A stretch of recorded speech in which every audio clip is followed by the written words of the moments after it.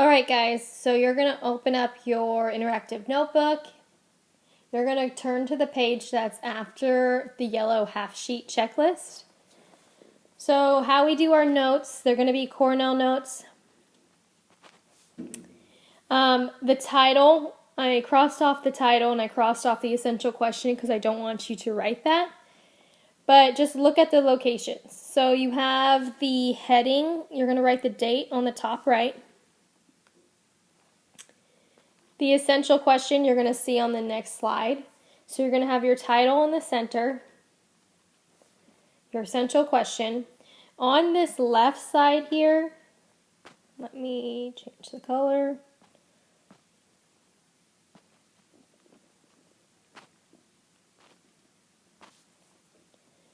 Okay, so on this left side, that's your questions, your 3 COSTA questions, and your main ideas. On the right side,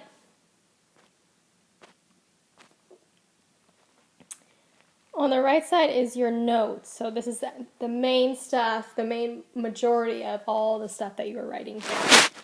Make sure that you are highlighting any important information.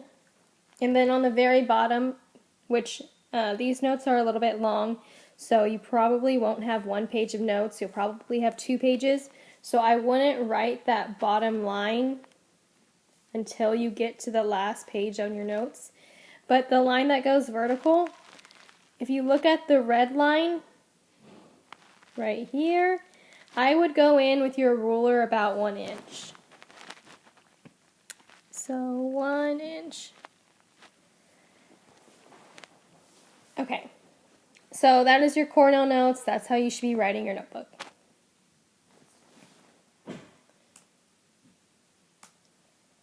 Okay, so your title for your notes is measurement notes. And your essential question that you're going to write underneath is, how do I measure objects in the science lab? Make sure you put the date on the top right.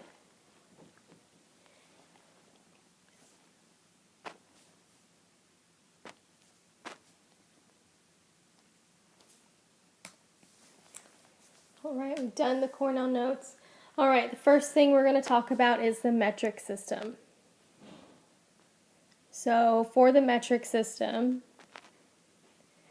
it's an international system of units. So it's going to be grams, meters, liters, and newtons. They're all part of the system. One thing that you do need to know is the mnemonic. So King Henry does usually drink chocolate milk. So this mnemonic helps you with the conversion chart. So we have kilo, we have hecto, we have deca, we have basic unit, we have deci, centi, and milli. So this mnemonic helps you remember the metric conversion chart.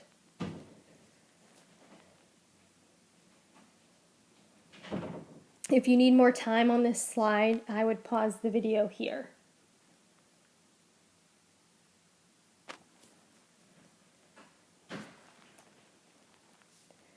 Alright, next slide is mass. So if you want to write on that left side of that vertical line, if you want to write those questions, you can. If you want to just write the main idea, you can just do that and then have everything else on this slide to the right of that main idea, which is mass. So mass is the amount of matter in an object. The tool that we use is the triple beam balance, and the unit of measurement is grams.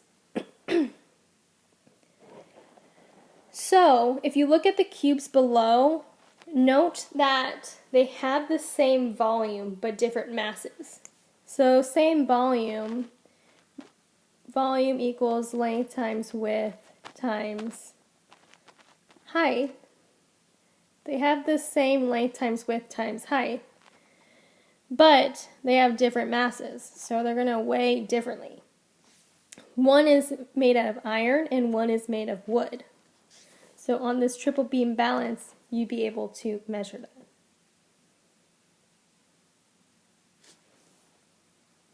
I'd pause it here if you're still writing.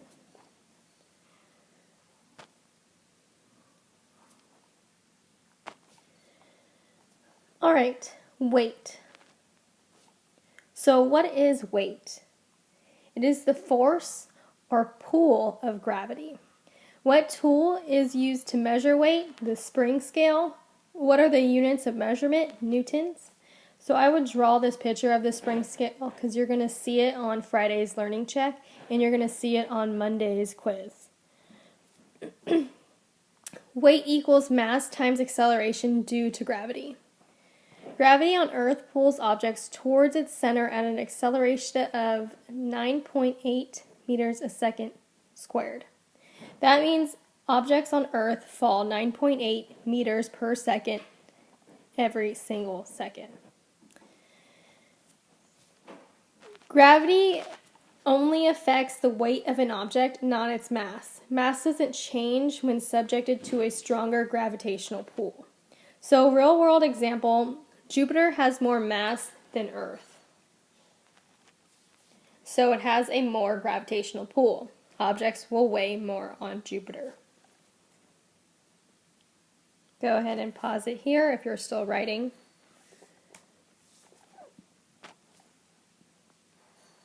Okay, so volume of an irregular object. We're going to use an example of a pebble. What is volume? The volume is the amount of space an object occupies. What tool is used to find the volume of an irregular object? A graduated cylinder. The units of measurement is milliliters. And how do I find the volume of an irregular solid through a method called water displacement? So if you look at the two graduated cylinders, you see that it's at the 30 before the pebble is placed in. Okay, now the pebble is placed in and the water has risen to 40 milliliters. So what is the volume of that pebble? So you're going to have what the current level is minus the starting level equals the volume of the irregular object, which is 10. So you're going to write 10 centimeters cubed. Another important term on here is the meniscus.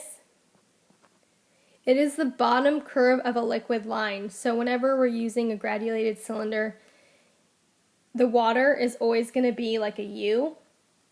And that meniscus, that bottom of the U, is where you would count your measurement.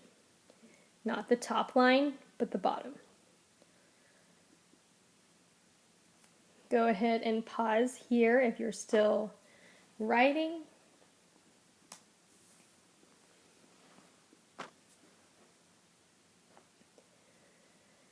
All right, volume of a regular object. So we're going to use an example like a shoebox. What we use to measure a regular object is a ruler. The unit of measurement is centimeters cubed. How do I find the volume of a regular solid? Volume equals length times width times height. It's centimeter cubed because we're measuring 3 sides. So we have our height, we have our length, and we have our width. Go ahead and pause here if you're still writing.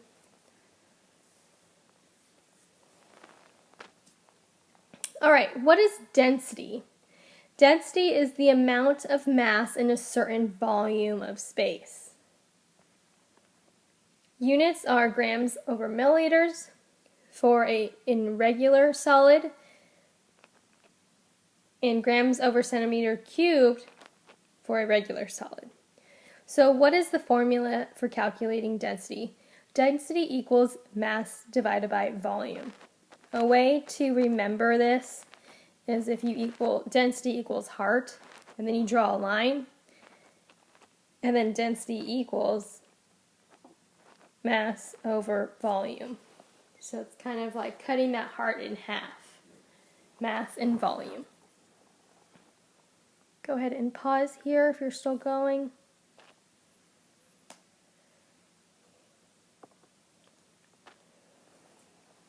One thing to always know is that water has a density of 1 gram over a milliliter. Objects with a density less than water will float, while objects with a density greater than water will sink.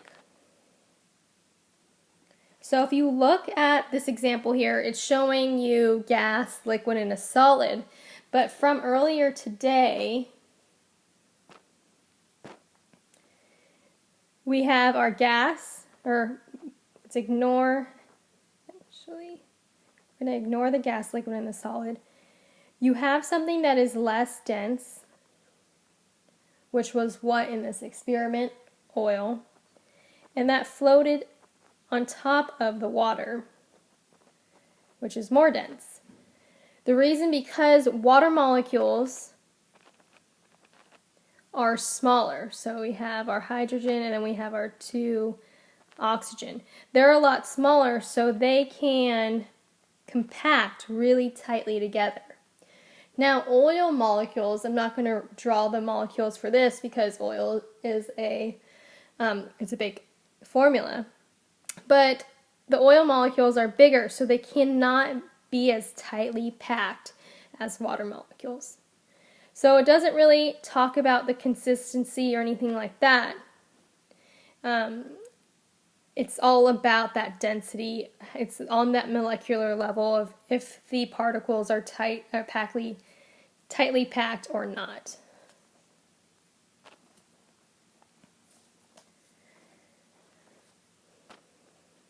Alright, graphing density. An object's density will not change if you cut it into pieces.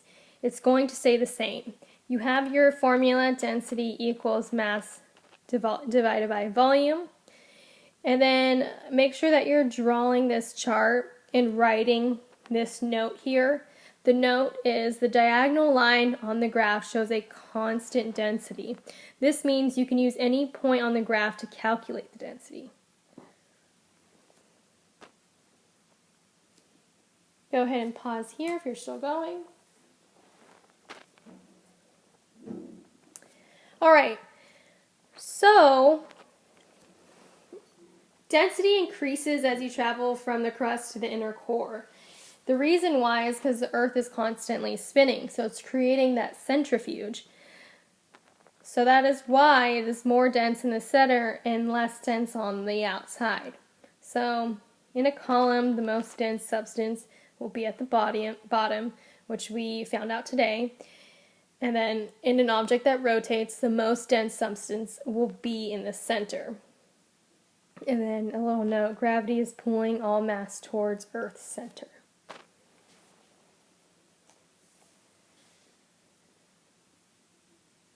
All right, which substances belong at each point? So make sure that you draw this cylinder. We see water is at 1 gram over a milliliter. We have oil, we have rubbing alcohol, and we have corn syrup. Now, I want you to figure this out yourself. Remember, least dense is on top, most dense is on the bottom. I'm going to give you A. A is going to be rubbing alcohol because it's at 0.79. It is least dense out of all these 4 liquids. So go ahead and figure out B and D by yourself. Go ahead and pause here so you can do that.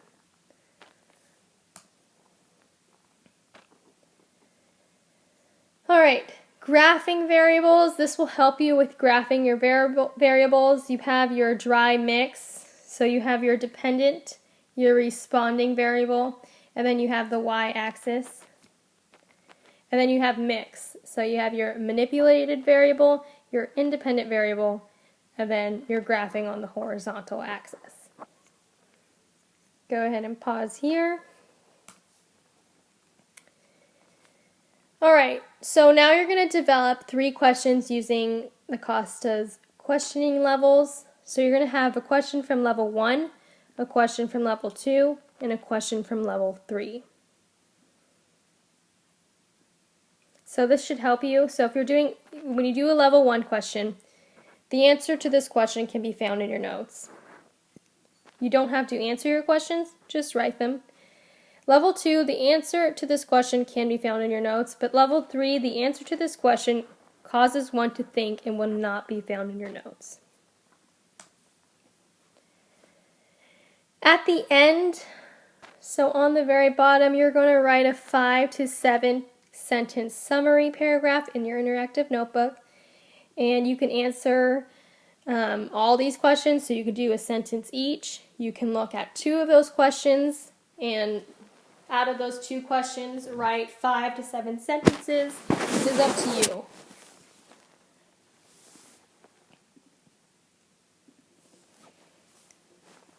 All right, and that is the end of your notes.